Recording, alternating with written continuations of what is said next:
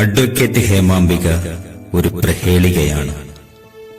അന്ന് തന്റെ ഓഫീസിലെ ടേബിളിന് അഭിമുഖമായിരുന്നു കൊണ്ട് അവൾ പറഞ്ഞു, ശബരി, ഒരിക്കലും സാധിക്കുകയില്ലെന്ന് കരുതുന്ന ഒരു ലക്ഷ്യമില്ലേ വെളുമ്പിനീർമഠത്തിലെ ഇളയനയ്യനാർക്ക്?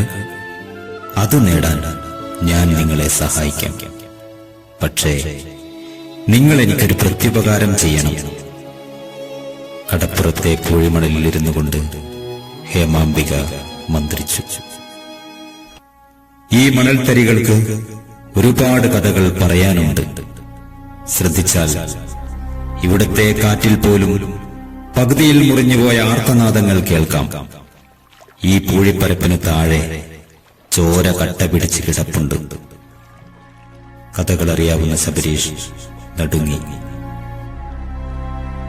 കുളക്കരയിലെ പറിഞ്ഞടർന്ന കൽപ്പടവുകളിൽ ഇരുന്നു കൊണ്ട് അവൾ ഒരു കല്ലെടുത്ത് വെള്ളത്തിലേക്കെറിഞ്ഞു.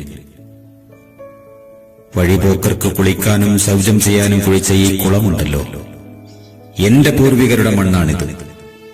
ചരിത്രം എഴുതിയവരാലും അത് പിന്തുടർന്നവരാലും ചതിക്കപ്പെട്ടവരാണ് നമ്മൾ.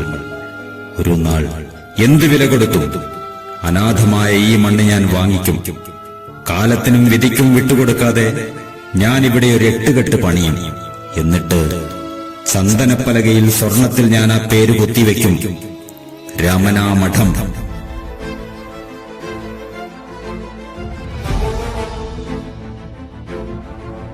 നിലാവ് വീഴുന്ന രാത്രിയിൽ മുത്തശ്ശിയുടെ മടിയിൽ തലവെച്ച് കിടന്നുകൊണ്ട് അവൾ പതിയെ പറഞ്ഞു, തായമ്മേ, എന്നെ എന്നാണ് വെള്ളച്ചിയാക്കുന്നത്? എന്തിനാണ് ഇത്ര തിടുക്കം കുഞ്ഞെ? ചരിത്രം വെട്ടിവീടരോട് കാണിച്ച ചതിക്കും ക്രൂരതക്കും നമുക്ക് കണക്ക് പറയണ്ടേ? കൊന്നും ചതിച്ചും വെട്ടിപ്പിടിച്ചും നേടിയത് ദേവന് സമർപ്പിച്ചാൽ അത് പുണ്യമായോ?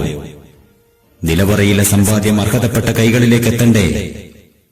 ഹേമാംബികയുടെ കണ്ണുകൾ വൈരപ്പൊടികൾ വീണതുപോലെ തിളങ്ങി. അഡ്വക്കേറ്റ് ഹേമാംബിക യഥാർത്ഥത്തിൽ ആരാണ്? ചരിത്രത്തിൽ നിന്നും ചതിക്കപ്പെട്ടവർ ചരിത്രത്തോട് നടത്തുന്ന പോരാട്ടം. കാത്തിരിപ്പുകൾക്ക് വിരാമമിട്ടുകൊണ്ട് വരുന്നു ലോഗോസ് ബുക്സിലൂടെ രഹസ്യങ്ങളുടെ ബി നിലവറ. കിഷ്കിന്ധയുടെ മൗനം എന്ന നോവലിന് ശേഷം ജയപ്രകാശ് താനൂർ എഴുതിയ ഹിസ്റ്റോറിക്കൽ നോവൽ രഹസ്യങ്ങളുടെ ബി നിലവറ.